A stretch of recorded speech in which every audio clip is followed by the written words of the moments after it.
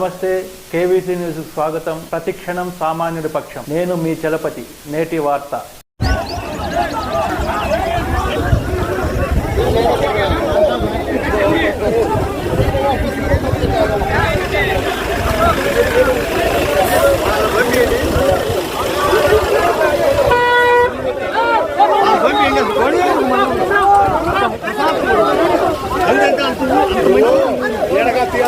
తీసొచ్చాం మేము ఏడో గుంటూరులో, మీరు మాకేం తెలుసు.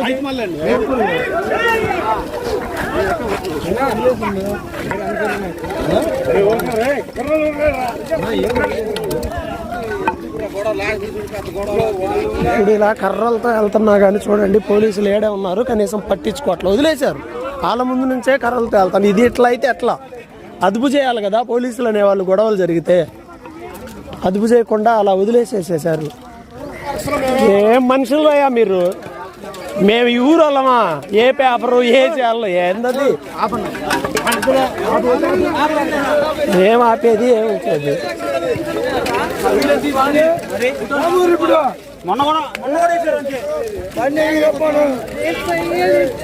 ఏందో ఇలా గొడవలు చేసుకుంటే వచ్చి దూరలలో ఎవరైనా కానీ ఏ పార్టీ అయినా గొడవలు.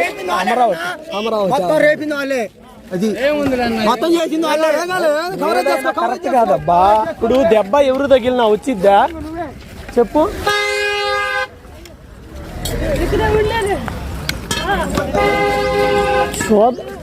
ఇది ఇప్పుడు ఎవరైతే మనకేమమ్మా, ఎవరిదైనా శరీరమే కదా.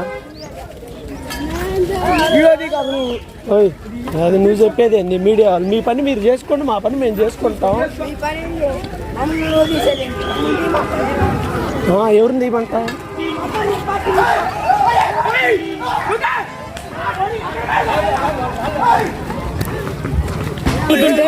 మీరు ఆగండి, ఒక్క నిమిషం ఆగండి. ఏం జరిగింది? ఒక్కొక్కరు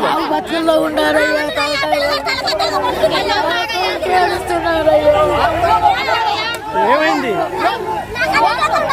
ఒక్కొక్కరు చెప్పండి.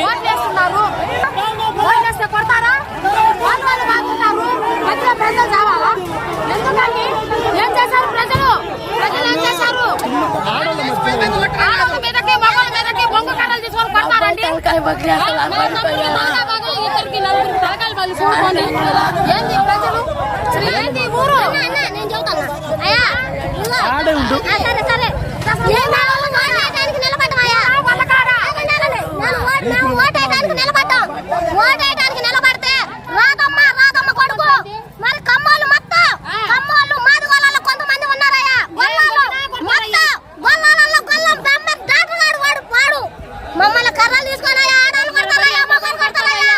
ఒక్కతనం మీకు దయ ఉంటే వాళ్ళని మటుకు జైలుకు తీసుకోవాల్సిందయ్యా. మేము ఇంతకంటే చెప్పలే. మేము ఓటేయాలా 3 గంటలు 5 గంటలు 6, 7 కాడికి నిలబడమయ్యా. మేము ఇంతవరకు ఓటేయాలా. మేము ఓటేయడానికి వచ్చినాం. ఈ నా కొడుకులు ఎట్లా చేస్తారయ్యా? మీకు పుణ్యం ఉండద్ది. వాళ్ళని మటుకు ఈ ఊర్లో నుంచి కమ్మాలని ఓట్లు తీసుకోపోతే మేము ఓట్లేస్తాం. ఈ రాజ్యం మొత్తం కమ్మాలదేనా? ఇంకెవరికి కాదా? ఈ ఊరు కమ్మాలదేనా? కమ్మాలకి ఎదురు ఎవరు లేరా? ఎవరు లేరయ్యా? కొడుతున్నాయ్యా నా కొడుకు. కమ్మాలకి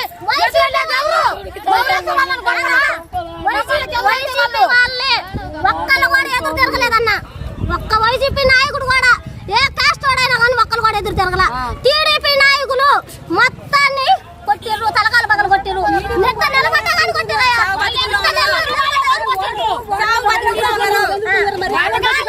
ఇప్పుడు నేను చెప్పేది సో ప్రస్తుతం మనం ఖమ్మంపాడు మాచర్ల రూరల్ మండలంలో ఉన్నాం. తుమ్మురుకోట గ్రామం. ఇక్కడ ఓటర్గా ఓటు హక్కుని వినియోగించుకోవాలి, ఓటు వేయడానికి వెళ్ళారు. వెళ్ళినటువంటి వీళ్ళకి తీవ్రమైన గాయాలైన దాడి జరిగింది వీళ్ళ మీద. మనం చూడొచ్చు పరిస్థితి ఏంటి, ఏం జరిగింది? తుమ్మరకోట గ్రామం. నేను తుమ్మరకోట ఎంపీటీసీని. టీడీ వాళ్ళు అక్కడ రిలీంగ్ చేస్తుంటే ఏం జరుగుతుందని వెళ్ళాలితే అటాక్ చేసి వాళ్ళతో దాడి చేసి కళ్ళతో దాడి చేశారు. ఈమెను మొత్తం పగలు దింగారు వాళ్ళు.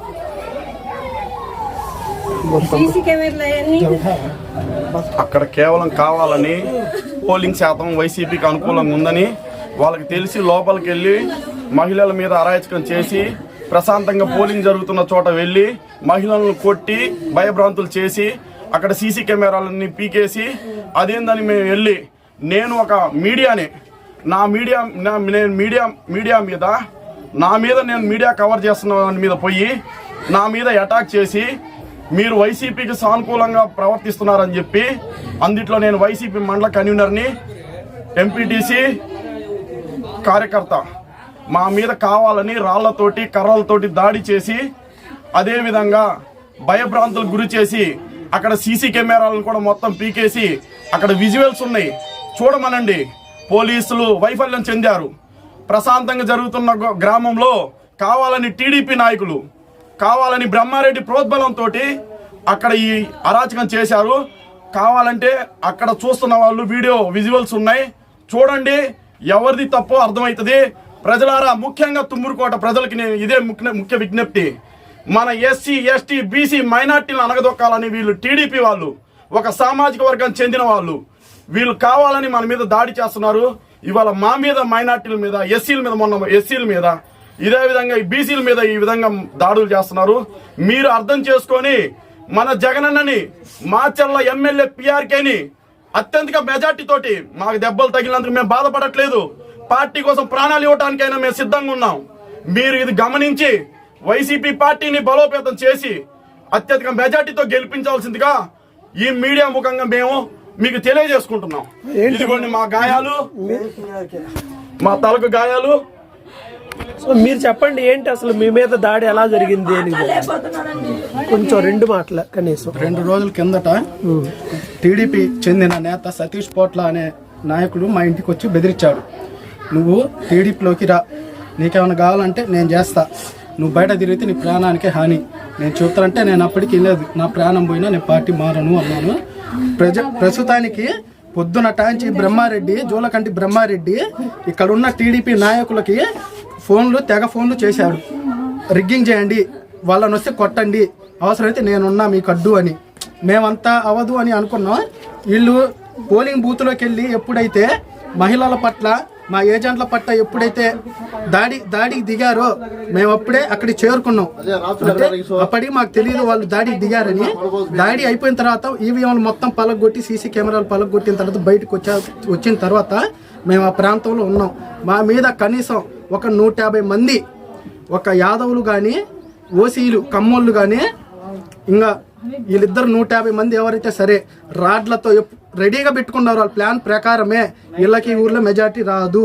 ఎందుకంటే మా జగనన్న చేసిన మేలు, అభివృద్ధి ప్రజలకు ఉంటుందని తెలిసి వీళ్ళకి మెజార్టీ, ఇప్పుడు మన ఊర్లో మెజార్టీ లేదు అని తెలిసి వాళ్ళు ప్లాన్ ప్రకారం చేశారు. మేము ఎప్పుడైతే లోపలికి వెళ్ళామో రాడ్లు కర్రలు రెడీగా పెట్టుకున్నారు. ఒక్కసారిగా 200 మంది 150 మంది మా మీద పడేసరికి మేము ఎటు పోలేని పరిస్థితి. అది మొత్తం గోడ చుట్టూ పారి గోడ 6 అడుగులు ఉంది, ఎటు పోలేం. మమ్మల్ని అక్కడే రక్తం వచ్చేసట్టు కొట్టారు. ఇంకా మేము 3 కాదు, ఇంకొక 3 ఉన్నాం దెబ్బలు తిన్నోళ్ళు. వాళ్ళు ఎక్కడున్నారు ప్రజెంట్ తెలియదు. ఇది మటుకు చాలా అన్యాయం. జూలకంటి బ్రహ్మారెడ్డికి ఒకే ఒక్క వార్నింగ్, మొగోడు అయితే ఎలక్షన్ ప్రశాంతంగా జరిపించు, నీకు చేత కాకపోతే మూసుకొని దెంగ, అంత ఇక్కడ వద్దు. మేము ప్రశాంతంగా ఉన్న మా జగనన్న చేసిన అభివృద్ధి మమ్మల్ని గెలిపిస్తుంది. భారీ మెజారిటీ తేప 151 కాదు, 175కి 175 ఖాయం. ఇది మటుకు పక్క. బ్రహ్మారెడ్డి, ఇది గుర్తు పెట్టుకో. ఇది ఇప్పుడు నీ టైం అని అనుకుంటున్నావు, మా టైం వస్తుంది. జూన్ 4 దాకా నువ్వు ఓపిక పట్టు. ఆ తర్వాత నువ్వు మార్చల్లో గానొస్తే బంచేత్ మీసం తీపిస్తా, సగం మీసం తీపిస్తా. దాడి చేయడం చాలా అన్యాయం. ఎవరు లేని సమయంలో చూసి మీరు అంతమంది కొట్టడం అది మగతనం కాదు. నేను తుమ్మూరుకోట టీడీపీ నాయకులకి ఇదే చెబుతున్నా, మీరు మగాళ్ళు అయితే జూన్ 4 దాకా ఆగండి, ఆ తర్వాత చూసుకుందాం ఫేస్ టు ఫేస్. ఇంతటితో నేటి వార్త సమాప్తం. మరిన్ని వార్తా విశేషాలతో మీ ముందుకు వస్తుంది KV's news. Until then, signing off, మీ కేవీ చలపతి.